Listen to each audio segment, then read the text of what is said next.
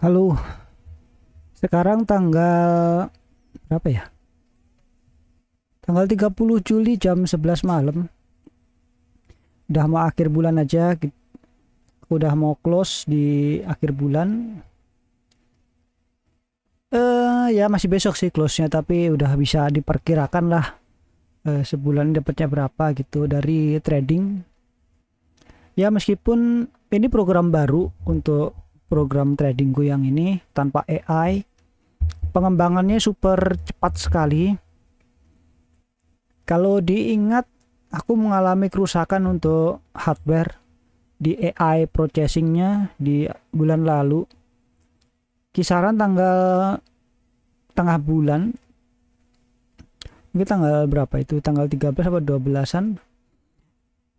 Kita flashback sebentar ya ke belakang. Efek shocknya berasa banget karena itu pengembangan program yang sangat serius sekali, yang sangat aku pikir itu bakal jadi pintu keluarku yang untuk keluar secara cepat lah dari kondisi, tapi Tuhan tidak menghendaki itu ya. Jadi aku mengembangkan program baru, sepenuhnya baru, meskipun ini dari core yang awal banget, tetapi ini udah jauh lebih baik, lebih enteng. Tetapi kalau ngomong win rate atau dari apa ya, ngomongnya lebih gampangnya itu untungnya gitu ya. Untungnya nggak bisa seperti menggunakan AI karena ini sifatnya lebih ke adaptifnya ke manual. Manual maksudnya gini, market kan pergerakannya dinamis ya, dinamis. Terus kita harus selalu mencocokkan kondisi market A dengan market B itu nggak sama persis, dan kita sebelum masuk market kita harus analis dulu, baru kita pasang strateginya, baru buat dijalankan. Modelnya kayak gitu.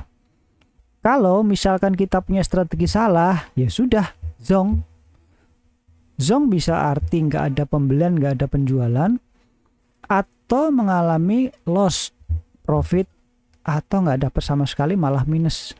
Itu problemnya ya.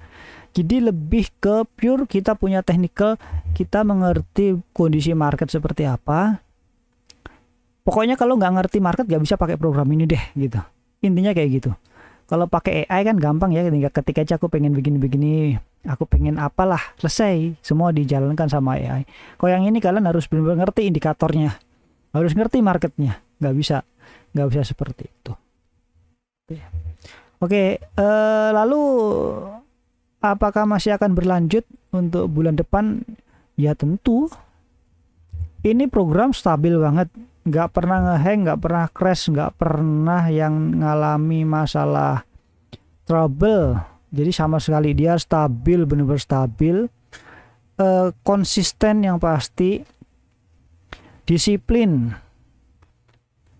selalu pantau market 1 kali 24 jam, nggak pernah putus kecuali neraca putus ya. Jadi program ini adalah program kedisiplinan. Kita mau ambilnya 2,5% atau ambil take profit, aku kan ada pengembangan, ada berapa lah stepnya ya. Aku ada pengembangan, ini contohnya kayak gini. Di sini ada aku di PairZora. Risk manajemennya ada pakai RSI exit result. Jadi aku udah menggunakan RSI. Aku udah uji coba di RSI sama stokastik. Ngomong stok ya, stok itu aja. Stok aku menggunakan K persen. K apa namanya ini? Persen K atau gimana ngomongnya. Pokoknya kayak gini 15 ya. Exit di 69. Ini bisa berubah kapanpun. Ini eksperimental ini sebenarnya. Beberapa hari di beberapa koin malah ngezong karena lagi eksperimental kayak gitu. Kebanyakan eksperimental begitu. Lalu ini penambahan ini di RSI exit. Lalu ada loss result. Loss result ini kita berapa besar kerugian maksimal yang akan kita tanggung. Gitu ya. Lalu stop loss ini kalau kita udah untung sebelum mencapai take profit yang udah kita, harusnya take profit harus lebih tinggi kalau mau pakai stop loss ya. Stop loss harus lebih tinggi, pokoknya stop loss itu paling tinggi lah, paling rendah, pokoknya ini ditinggiin semua. Kalau ini nggak dipakai semua, stop loss akan dipakai gitu ya. Kalau stop loss itu kalau naik harga beli lebih tinggi, nanti harga tertinggi itu dikurangi 2% untuk stop lossnya, naik lagi dikurangin lagi, kalau bablas lebih 2% dia langsung auto jual gitu. Nah, take profit bisa dikondisikan. Kalau saya pakai take profit dulu nih, kalau buat analis dulu ya. Aku nggak mau ngezong atau ngebuang waktu untuk eksperimental, karena waktu tuh gila sih. Aku harus punya duit dulu gitu.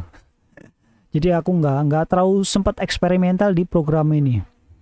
Oke, jadi aku ambil tuh biasa rata-rata cuma 2,5 atau paling 2,5 itu dia bisa loncat ke 3,5, kadang 4,5, kadang 6.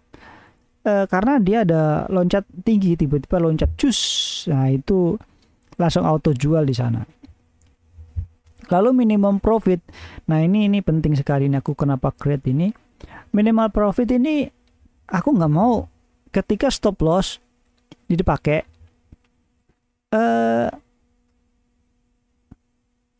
belum profit udah ngejual dulu, bisa kan jadi 0,1% dia dijual nih. Pokoknya harus punya minimum profit itu 2% dulu, baru take profit. Stop loss ini aktif, atau RSI exit atau stok ini exit udah aktif semua. Ini bisa diaktifkan kalau minimum profitnya 2%. Fix. Lalu stop loss ini dipakai kalau kondisi sudah profit. Kalau kondisinya belum profit, dia akan menggunakan lost result gitu. Ribet ya. Aku sendiri kadang bingung sendiri dengan strategiku. Gitu. Kalau volatility logback ini lebih ke sensitif apa ya?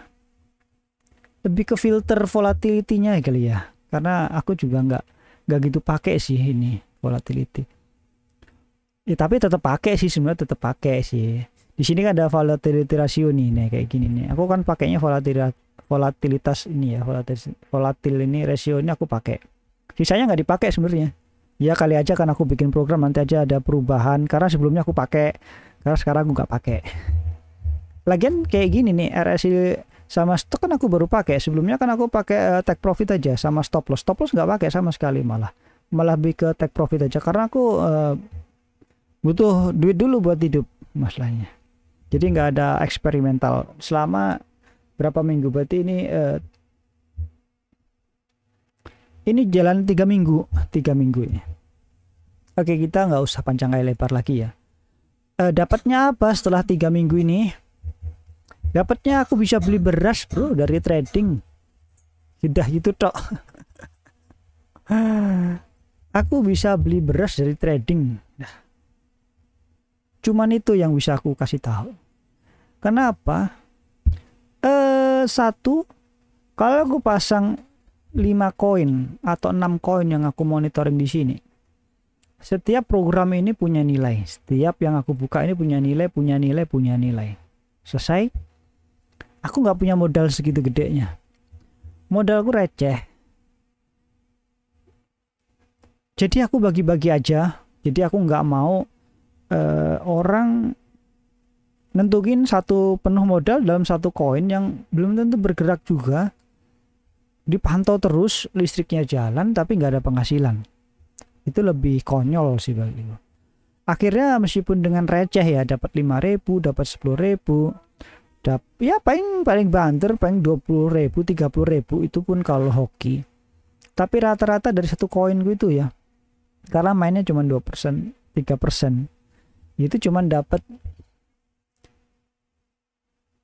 8.000, 10.000. Udah sehari pun kalau misalkan dapat sehari 50.000 atau 40.000 itu syukur banget sih, cuman gitu. Dari total koin ya kalau bisa bergerak semua. Tapi aku tetap syukurin itu. Mau bagaimanapun aku menikmati kondisiku saat ini. Ya aku mesti perlahan aja ini untuk berjalannya. Nggak bisa instan aku berharap ini langsung merubah keadaan. Nggak bisa seperti itu. Tapi dalam kenyataannya ini tuh merubah posisi saat ini dalam kondisiku. Meskipun sekecil itu cuman bisa beli beras. Jadi apakah tetap ngurir? Iya, itu udah pasti. Ini aku udah tinggal selama sebulan ini kan aku ngurir, ngecek, karena nggak bisa kalau ini kan niatku aku cuma menciptakan menciptakan usaha yang aku bisa tinggal dan itu bisa menghasilkan profit, tapi tanpa aku harus tungguin terus di depan PC gitu. Itu yang aku harapkan dari aku punya program ini. Terus berapa hari ini aku udah, ya sebulan ini sebenarnya aku nawarin program-program ini ya, aku create. Tapi kenyataannya selama hampir sebulan ini nggak ada satupun yang masuk kontak untuk menawar. Meskipun ada ya kemarin, berarti 2 hari ini aku live TikTok, memang ada 1 atau 2 orang ikut following, terus ada kontak, tapi dia lebih tertarik dengan blockchain yang aku create, yang blockchain Rust yang buat game.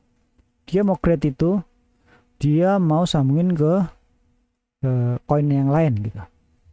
Nggak tahu, aku sih bilang dia nawarnya berapa nilainya, aku sih nggak tahu, bener-bener nggak tahu, karena aku kan belum ke industri, tapi aku punya teknikalnya. Ya meskipun teknikalnya nggak sebagus itu, tapi bisa diuji dulu lah di simulasi. Simulasi oke, tapi butuh pengujian. Pikirku kalau dari simulasi udah oke, pengujian butuh pengujian, tetapi seharusnya dari pengujian itu butuh penyempurnaan, harusnya nggak jadi sulit lah. Intinya akan jalan dulu simulasinya ya, bagiku kayak gitu. Tapi nyampe ini ya belum deal, tapi ya ada pengembangan lebih ke sana. Lalu di TikTok ini nyampe kamera masih sama kayak TikTok kan konsepnya, liatin kamera, aku nyampe belum benerin. Hari ini aku live TikTok cuman kembali ke apa yang aku mau dalam programku ini. Sebenarnya jadi ada beberapa hal yang aku pengen, yang aku bertentangan lah. Aku create program ini ya buat pintu keluar dari masa sulit. Poin kedua, aku juga butuh modal untuk keluar ini. Bagaimana caranya aku butuh modal? Aku ngejual programku ini, nggak jual banyak, aku pengen jual 5 atau 10 aja udah. Nggak banyak banget, nggak terus-terusan. Karena buat maintenance juga mungkin ada kesulitan. Aku nggak pernah tahu ini program seperti apa kalau di luar sana ya kan. Konsepnya sih lisensi dan yang lain aku udah create. Bagaimana kalau dibajak dan yang lain ya silahkan sih. Aku sih nggak peduli itu ya. Karena ini lebih ke strategi, bukan lebih ke ya strategi core aja loh, mau diapain. Strateginya orang belinya begini-begini. Ini kan cuman tools otomatis yang jual beli aja, lebih konsisten doang. Secara strategi masing-masing sebenarnya nggak ada bedanya. Tapi ya aku bilang di awal tadi, ini bisa kalau kalian ngerti gitu. Lalu yang bertentangan adalah ini nggak bisa orang menerima programku seperti ini dengan mudah. Karena aku development indie, itu sulit dipercaya mungkin ya. Tetapi aku menghasilkan, dan aku juga tidak bisa menjelaskan secara rinci apa ya, kayak orang ngerti, pinter ngomong marketing lah, cara menawarkan produk lah gitu. Ya sudah, aku selama live itu cuman diem aja, nggak ngapa-ngapain, dan dapat warning terus dari TikTok diblokir gitu. Akhirnya hari ini karena ya kan orang kurir pulang, live itu nggak lucu, nggak ada mood untuk ngoceh. Mau nawarin program tuh gimana, mau nawarin program gitu kan. Ya aku cuman pantengin aja, cuman share aja gitu kan. Kalau ada orang bertanya, tertarik, berarti dia ngerti bagaimana ini program bekerja. Kalau mereka nggak tertarik, ya itu nggak ngerti cara program. Tetapi juga salahku juga kalau aku nggak menjelaskan bagaimana program ini bekerja. Bagaimana menjelaskan program ini caranya, bagaimana cara program ini bekerja untuk menjelaskan ke mereka yang nggak nonton, ngoceh terus.